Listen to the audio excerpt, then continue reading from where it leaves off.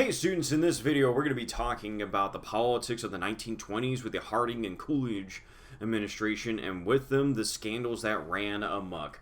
Warren Harding would come into office during the prosperity of the 1920s, but Harding was not prepared for the presidency.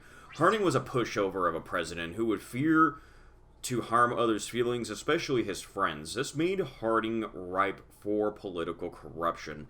During Harding's time in office, he would nominate 4 of the 9 justices of the Supreme Court, essentially packing the court with old-school GOP guardsmen, one of which was Chief Justice, which was former President Taft. The court would reverse many of the laws that were passed to protect women and children in the workplace. In the court, in Atkins v. Children's Hospital, would reverse the findings of Mueller v. Oregon, stating that since women had the right to vote, they no longer were considered a protected class.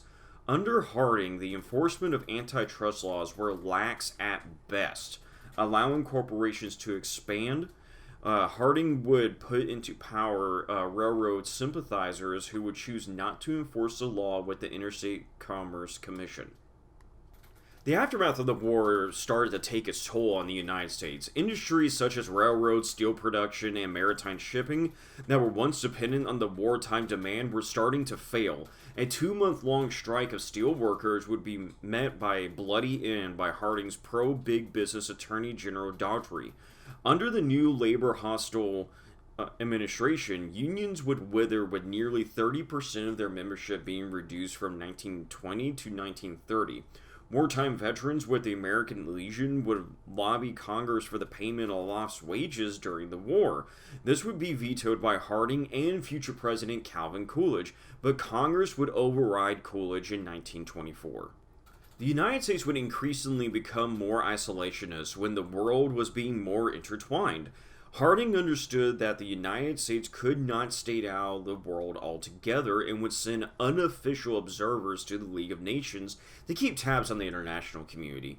Harding also could not ignore that in the Middle East, the world's largest deposit of oil was discovered, and wanted to get American oil companies into the region.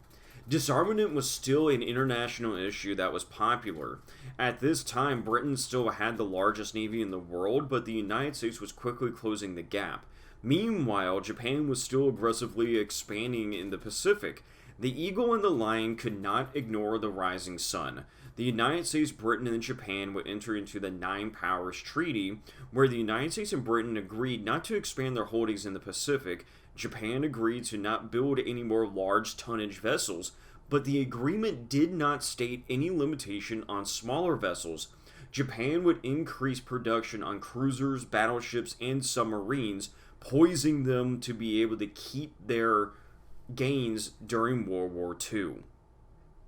The isolationism of the United States would take the form of the Forde-McCumber tariff. This tariff was passed out of fear that cheaper foodstuffs and products from Europe would harm domestic industries that hurt Harding's business friends. Conveniently, the law allows a president to increase or decrease tariffs upwards of 50%, so as they choose. Harding would increase tariffs 32 times, blocking the importation of most goods from Europe. European nations were angered by the law. This was one step more that they would have to take to have economic recovery from the war, but they would retaliate with their own tariffs against the United States. These measures would hurt all nations involved and would only breed more anger. Domestically, scandals would run rampant.